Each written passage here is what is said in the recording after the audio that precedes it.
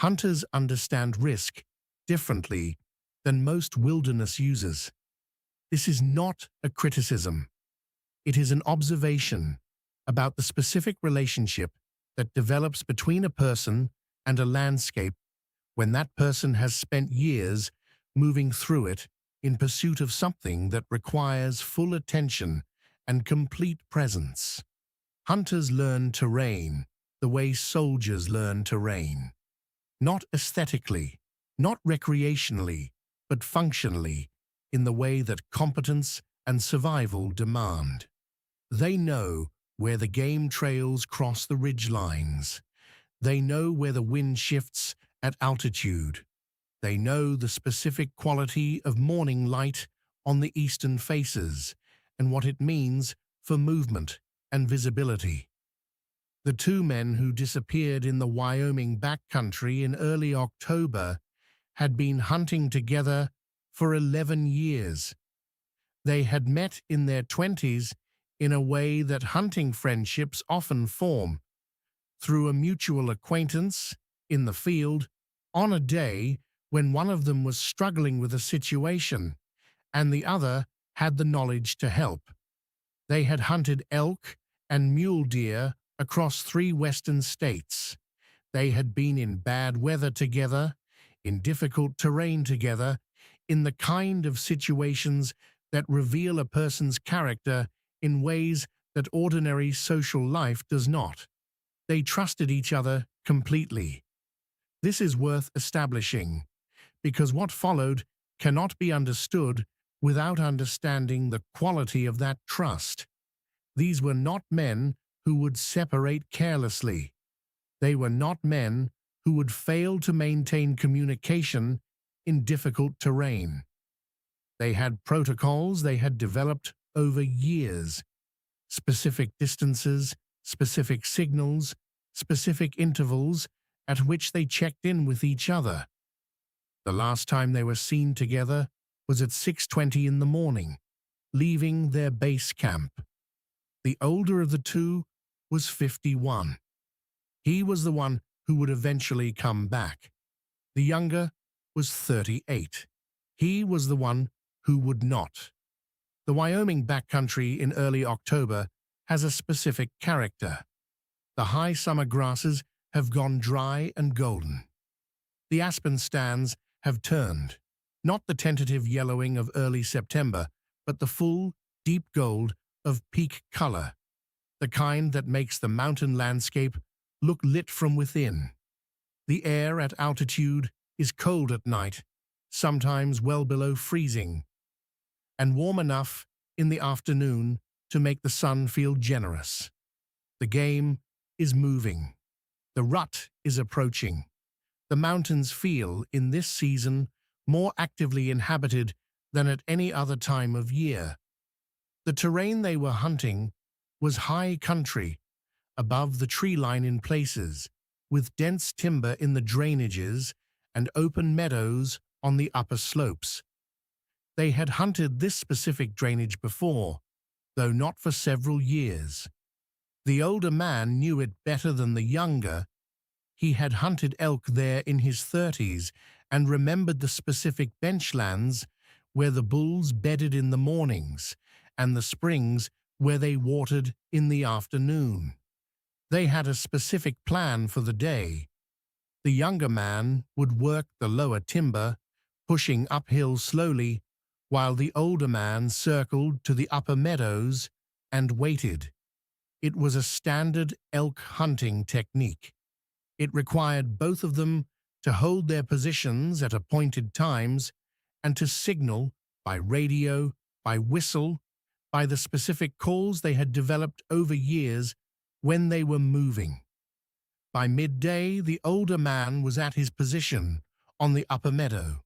He had not heard from his partner since 8 in the morning. He waited.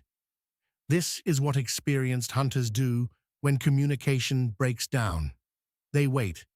The terrain in these drainages absorbs sound in unpredictable ways. Radios lose signal between ridgelines.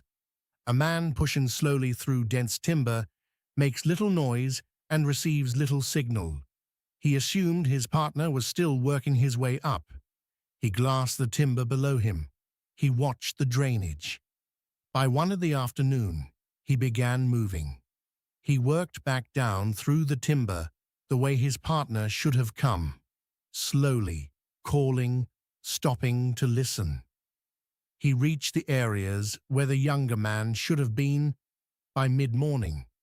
He found no sign.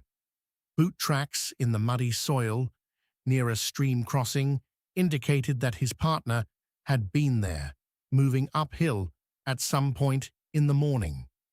The tracks continued for perhaps 50 meters and then transitioned to drier ground where they became invisible. He searched the surrounding terrain for the remainder of the afternoon. He called. He used the whistle pattern they had established. No response. He walked back to base camp before dark, moving quickly. He was hoping his partner had returned by a different route, had circled back for some reason he hadn't communicated. This happens sometimes in hunting, a change of plan, a sighting that drew you in a different direction, a route that made more sense in the moment than the planned one. His partner was not at base camp. He drove out to the nearest phone and called the sheriff's office at 7:15 in the evening. The search began the following morning. Wyoming game wardens and county search and rescue personnel worked the drainage systematically from both ends. They were experienced in this terrain. Several of the SAR team members had hunted this specific area themselves. They knew the likely routes, the natural traps, the places where a hunter moving quickly could make a navigation error in heavy timber. The older man guided them through the terrain he had covered himself. He walked them to the muddy stream crossing where he had found his partner's boot tracks. The tracks were confirmed. A team was assigned to work uphill from that point, tracking any continuation on soft ground. They found additional boot tracks approximately a quarter mile above the stream crossing. The tracks moved through a small meadow and into the timber on the far side. They became intermittent.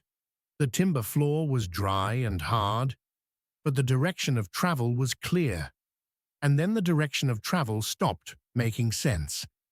The tracks, where they could be followed, led toward a specific feature, a dense cluster of large boulders on the upper edge of the timber, where the forest transitioned to the rocky subalpine zone. The trackers noted this and moved carefully through the boulder cluster, looking for where the tracks continued on the far side. They did not continue on the far side. There were no tracks emerging from the boulder cluster in any direction. The soil on the uphill edge, where the terrain became more exposed and the ground softer again, showed no boot prints. The experienced tracker leading the team circled the cluster twice, expanding his search radius on each pass. He found nothing. A man had walked into those boulders. He had not walked out. The search ran for 3 weeks, not 3 days, not 11 days, as in the Sierra Nevada case. 3 weeks. By the end of the first week, resources from 3 counties were involved. The state game and fish department had contributed personnel. 2 separate canine teams had been brought in. An aerial sweep with thermal imaging had been conducted across a grid that covered the entire drainage and the adjacent terrain. The older man remained at base camp through most of the search. He was questioned multiple times. Standard procedure in any disappearance, and particularly important in cases where the last known witness to the subject was a companion who had been separated from them. He cooperated fully. He answered every question. He walked the search teams through the terrain he had covered. He showed them the meadow where he had waited, the routes he had taken on his way back down. His account was consistent and credible. There was no serious suspicion of anything other than a terrible accident in difficult terrain. But no evidence of that accident was found. No body, no gear, no sign of a fall, no signal from his emergency locator beacon, which had not been triggered, which meant either that he had not been in a situation where he was able to trigger it, or that he had been in a situation where triggering it was not something he thought to do. The search teams worked the boulder cluster repeatedly. They probed the gaps between the rocks with poles. They sent small framed personnel into the spaces that were wide enough to enter. They used the dogs in and around the boulders, trying to find where the scent continued. The dogs behaved at the boulder cluster the way the dogs in the Pacific Northwest and the Sierra Nevada had behaved. They worked the perimeter. They did not enter the interior spaces. The lead handler described the behavior not as reluctance, but as a kind of orientation, as if the dogs were paying attention to the boulders rather than to the ground around them, as if the thing they were tracking was associated with the boulders themselves, rather than with a scent trail leading away from them. He filed this observation in his own notes. It did not appear in the official SAR record. On the 22nd day of the search, the older man was found, not by a search team. He walked out on his own, emerging from the timber on the far side of a ridgeline that had been searched on day 4. He was found by a hunter from a different party who was working a different drainage and encountered him sitting against a tree at the edge of a meadow. He was alive. He was confused about how much time had passed. He believed he had been in the field for 4 or 5 days. He was 40 miles from the boulder cluster. 40 miles in terrain that included 2 significant ridge lines, multiple stream crossings, and elevations ranging from 8,000 to nearly 12,000 feet. He had no memory of traveling that distance. His gear was intact. His body showed signs of physical exertion. He was dehydrated. He had lost weight. But nothing that corresponded to what 3 weeks in the Wyoming backcountry in October should do to a person. The weight loss was consistent with a few days of reduced caloric intake, not 3 weeks of exposure. The medical team that evaluated him noted that his core temperature was within normal range, that his extremities showed no signs of frostbite despite 3 weeks that had included multiple nights well below freezing, that the condition of his clothing and gear, worn but not destroyed, was inconsistent with prolonged exposure to the conditions he would have encountered if he had spent 3 weeks moving through that terrain. The physician who evaluated him wrote a single line in his notes that he did not include in the formal record. Subject's physical presentation is inconsistent with the stated duration of his disappearance. He did not elaborate in his notes. He did not need to. The line said everything. The interview with the older man was conducted in stages as his orientation improved over the 2 days following his recovery. He could describe his first hours clearly. Leaving base camp at 6:20. The plan. His partner going into the lower timber. His own movement toward the upper meadow. The waiting. The silence that grew as the morning progressed. The decision to go looking. He could describe finding his partner's tracks at the stream crossing. He could describe following them uphill And then he reached the Boulder cluster. What he said about the Boulder cluster across multiple conversations over several days as his cognition stabilized was consistent in its core, but difficult to construct into a linear narrative. He did not describe entering the boulders and coming out the other side and then traveling 40 miles. He described something that resisted the narrative structure of before and after. He said, "I was at the boulders. I was looking for him in there, and then I was somewhere else, not somewhere far, not a different landscape, somewhere else in the sense of a different quality of being in the same terrain. The mountains were the same mountains, the sky was the same sky, the timber below him was the same timber. But it was empty." He used that word specifically, empty.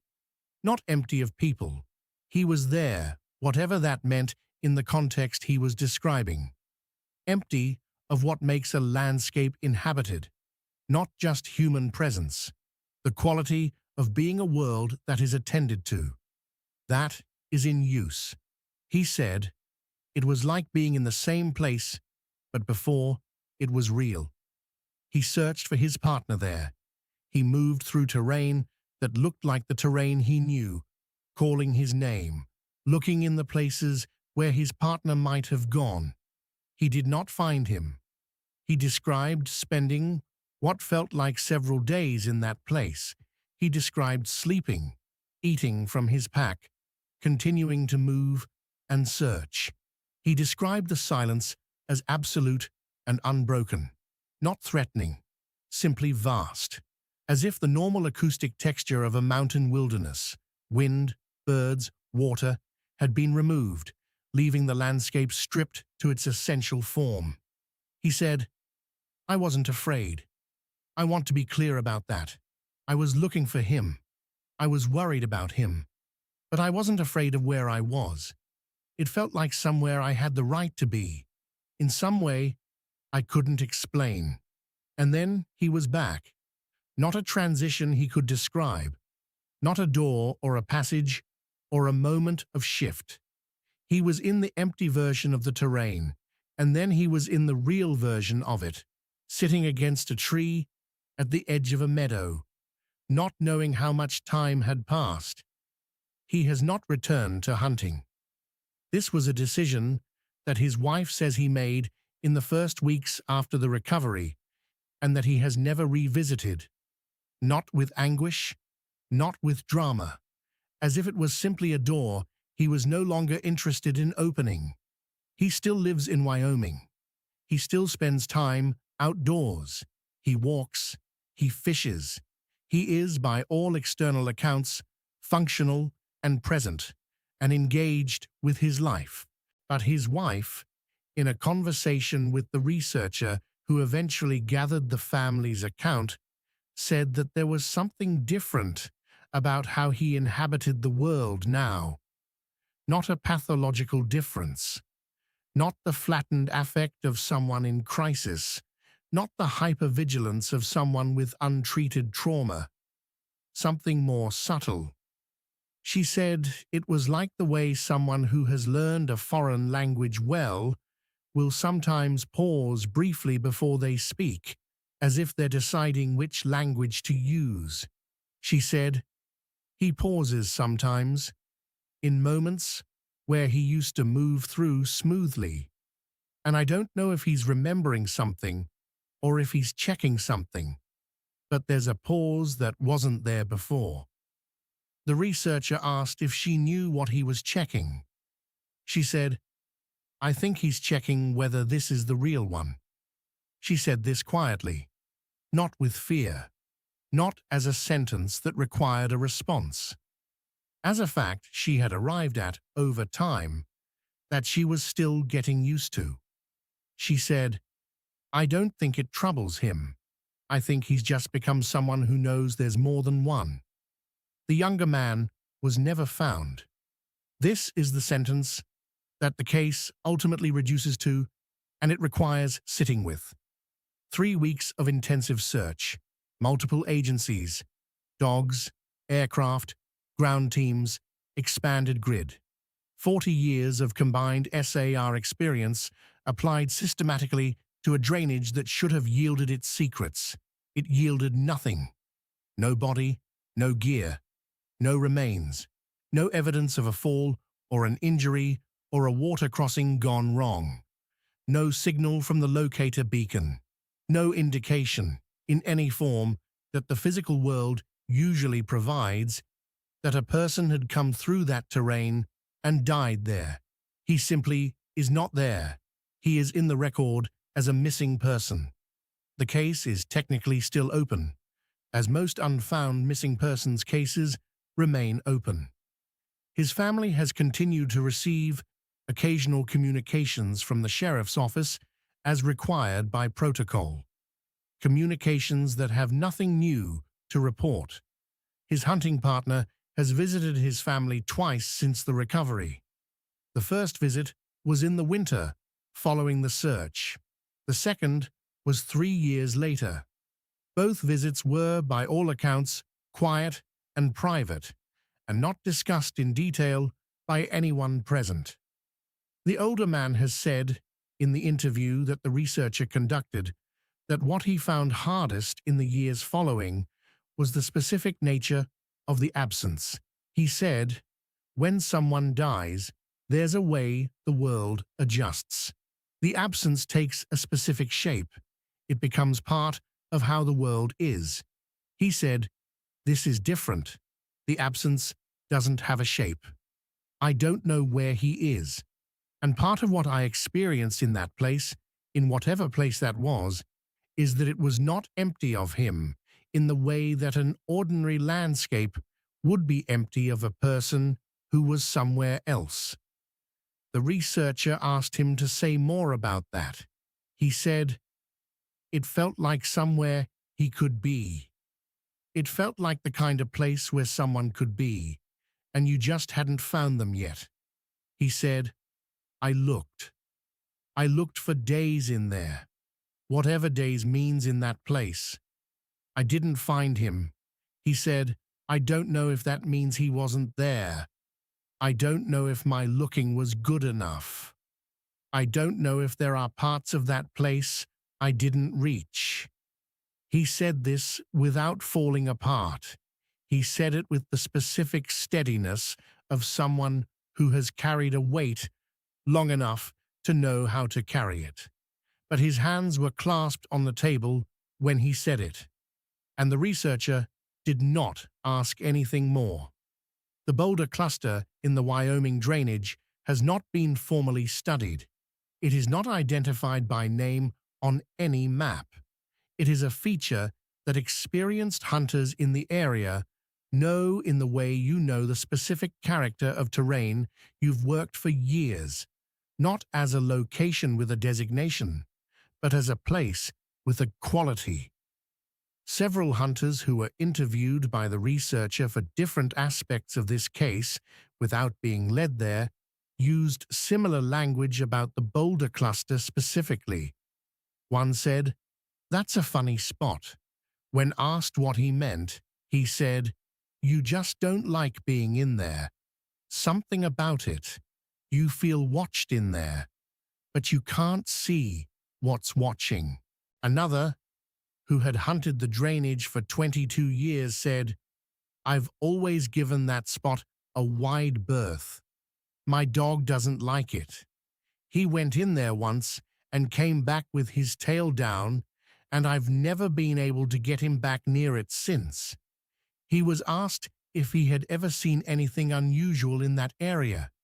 He thought about it. He said, "Nothing I could point to, just a feeling. You know how some places feel wrong?" The researcher said, "Yes." The hunter said, "It feels wrong in there, has as long as I can remember." He said this in the matter-of-fact way of someone describing a fact about the landscape, the way you'd describe a bog that's hard to cross, or a face that's exposed to afternoon lightning. Practical information about a feature of the terrain. not something he was troubled by, something he knew. The specific geography of the Wyoming drainage deserves more time than a disappearance case usually gives it. This is not the dramatic wilderness of the Tetons or the Yellowstone Plateau, terrain that appears in photographs and is understood, even by people who have never been there, as spectacular and serious. This is working backcountry, high, cold, and without obvious features that draw attention to it.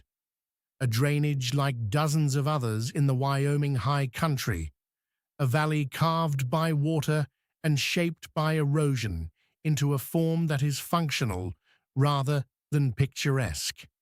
The timber in the lower drainage is lodgepole pine, dense and dark, growing in the tight-packed stands that characterize post-fire regrowth.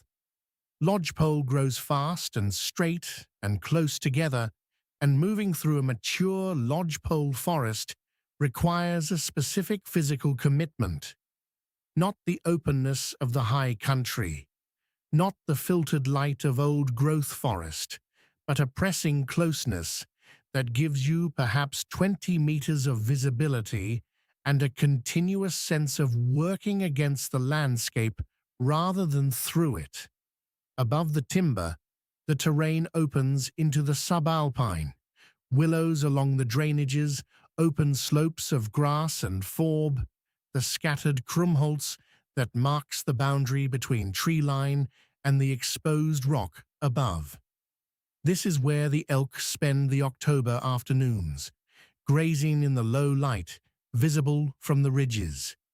This is the terrain that experienced hunters know how to read, and above that, the boulder fields, not unique to this drainage, not even particularly dramatic by Wyoming standards, not the massive tumbled granite of the Sierra, not the sheer cliff faces of the canyon country, just boulders, frost-heaved and lichen-covered, stacked into formations that create dark corridors and deep shadow spaces, and the specific quality of a landscape that has been arranged slowly over thousands of years of freeze and thaw into something that resembles deliberate architecture.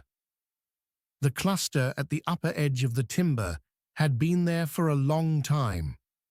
The hunters who had worked this drainage over the years were aware of it.